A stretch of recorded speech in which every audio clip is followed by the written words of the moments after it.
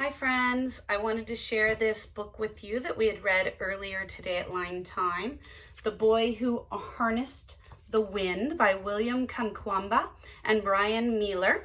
It's illustrated by Elizabeth Zunin. So it's called The Boy Who Harnessed the Wind.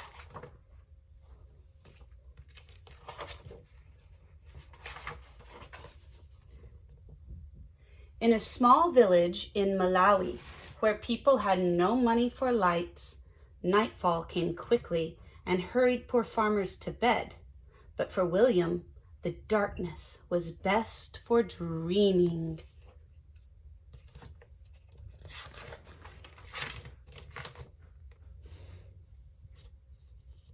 He dreamed of building things and taking them apart, like the trucks with bottle cap wheels parked under his bed, and pieces of radios that he had cracked open, and wondered, if I can hear the music, then where is the band? His grandpa's tales of magic also whispered in the pitch black of his room. Witch planes passed through the window while ghost dancers twirled around the room as if 100 men were inside their bodies.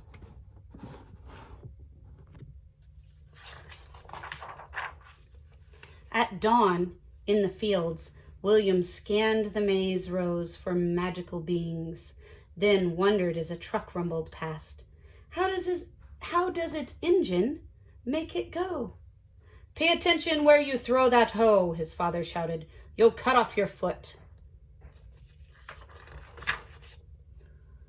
For all its power over dancers and flying things, magic could not bring the rain. Without water, the sun rose angry each morning and scorched the fields, turning the maize into dust. Without food, Malawi began to starve.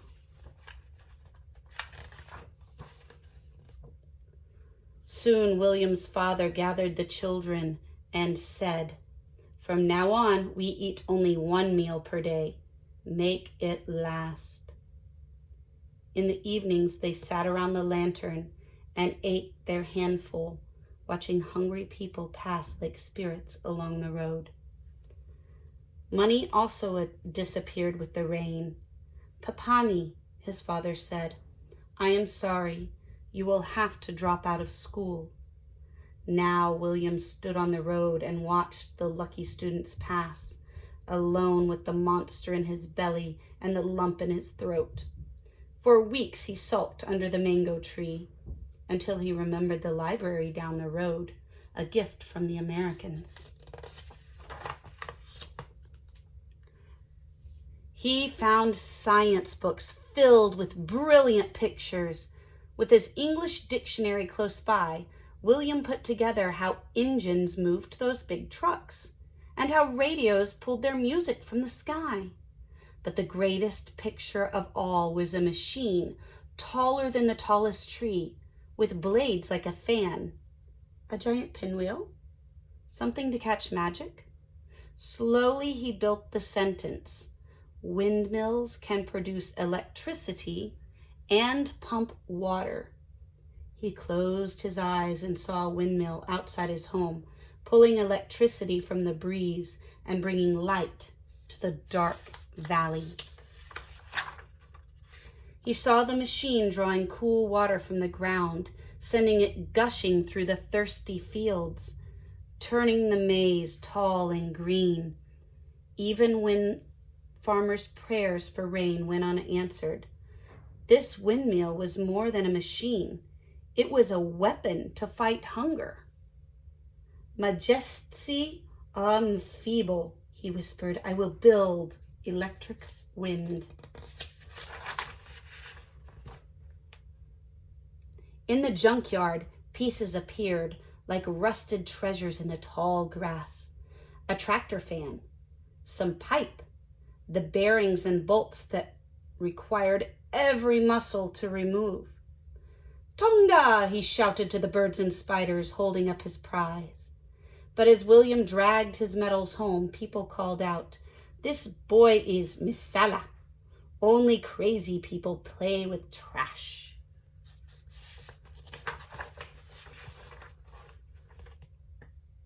After many weeks, William arranged his pieces in the dirt. A broken bicycle, rusted bottle caps, and plastic pipe. Even a small generator that powered a headlight on a bike. For 3 days he bolted, banged, and tinkered while chickens squawked and dogs barked and neighbors shook their heads saying, "What's Miss Sala doing now?" His cousin Geoffrey and his best friend Gilbert soon appeared. "Muli Vuanji," they greeted. "Can we help with the electric wind?" "Grab your pangas and follow me," he said, and took them into the forest. Together they swung their sharp blades into the trunks of blue gum trees, then hammered them together to make the tower. Standing atop, William shouted, "Bring it up," while the boys tugged and heaved. The crowd gathered below and gazed at this strange machine that now leaned and wobbled like a clumsy giraffe. Some giggled, others teased, but William waited for the wind. Like always, it came. First a breeze, then a gusting gale. The tower swayed and blades spun round.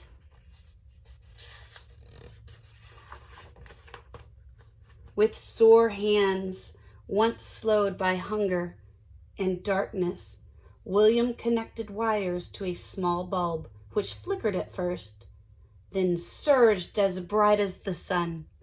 "Tonga!" he shouted. "I have made electric wind."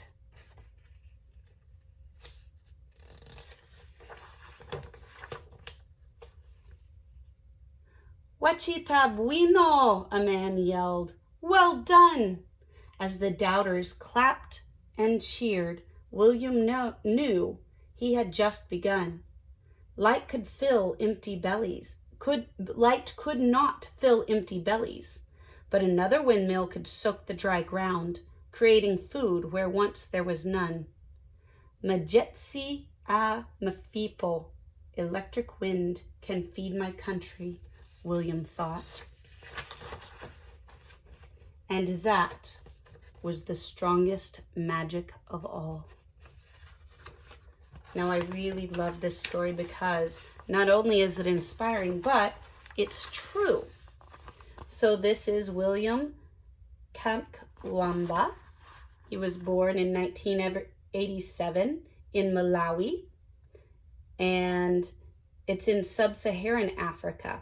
And his family were farmers. They grew maize, which is a kind of white sweet corn. And when there was a severe drought that killed most of the maize, people could only eat 1 meal per day. His parents and his sisters were all losing weight, and he could not go to school anymore because the fees were too expensive. So you're talking, he was only 13, 14 years old at this point. So he couldn't go to school anymore, even though he was only 13 or 14 years old and should still be in school. And he began making his first windmill at that time. And he started producing electricity because he went to the library. He had a curious mind. He was always very, very interested in how things work. So he did not let the fact that he wasn't going to school slow him down. He went to the library and he found ways to create and understand how things work. He eventually used his windmill to charge a car battery, allowing him to power 4 light bulbs in his parents' house. His dream of pumping water was not achieved until several years later when he built his green machine, which pulled water from a small well near his home and fed his mother's garden, allowing them to start growing vegetables year-round. And so his story was actually discovered by a journalist, and he was then asked to go to conferences and speak to people about how he better things for his parents and for his small village in Malawi, and to inspire other people around the world. So I think that is a wonderful story. I hope you enjoyed it. Bye-bye.